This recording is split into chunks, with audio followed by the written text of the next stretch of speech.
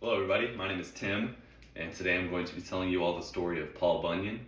It is from American culture, and sometimes even Canadian as well. So I hope you all enjoy. A long, long time ago in the great state of Maine, there was a young boy who was born. And this boy was unlike any other boy, as he was a whopping 99 pounds at birth. As the days and weeks went on, the boy kept growing and growing. He got taller and taller, wider and wider. The people of the town and his parents didn't know what to do. They decided to put him on a raft and put him in the middle of the lake. That'll solve everything, right? Well, the boy would simply move around in the raft or touch the water, and like a tsunami would come across the town. They became incredibly angry, and the boy's father got the plan to have the boy assist him in deforestation, cutting down trees. And thus the legend of Paul Bunyan began to grow. One day Paul was laying in his bed when he looks outside his window and he says to himself, "Wow, what is that?" Blue snow began to fall down. He says, "I'm gonna go look outside and explore. This is interesting." He goes outside, he gets his big shoes, he walks outside around the outskirts of his home, and he looks under a tree and he sees this ox half frozen. He goes over to the ox, picks it up, and brings it in the house with him, puts it by the fire in an attempt to save its life.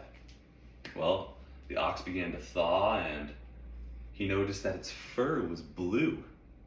It was a phenomena. He didn't understand what was going on. But as the days went on, the ox kept growing and growing and growing. Paul realized there was someone just like him, this ox. They became best of friends, and he named the ox Babe. He ended up teaching Babe how to assist him in his deforestation now, much like his father did. As we all know, Paul was the incredible tree chopper.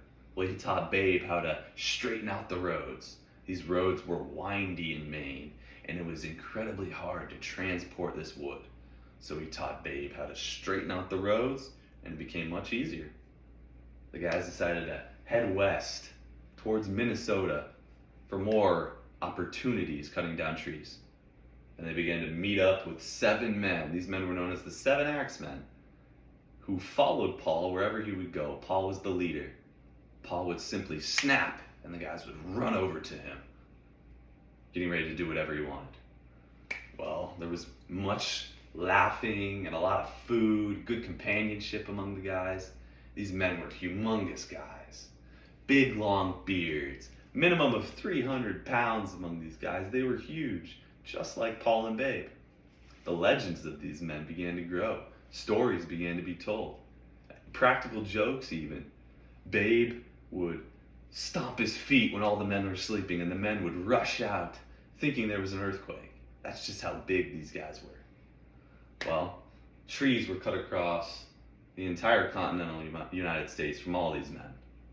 Legends began to grow. The Great Lakes were dug out from Paul Bunyan just so his ox could have some drinking water. When venturing through Arizona, Paul was dragging his axe behind, tired after a long journey, and the Grand Canyon was formed. They were towards Minnesota when Paul slipped on one of the lakes, frozen as it was. He slid all the way down the country, creating the Mississippi River. Now, these stories live on and on and on. Legends begin to grow. But this is the story of Paul Bunyan.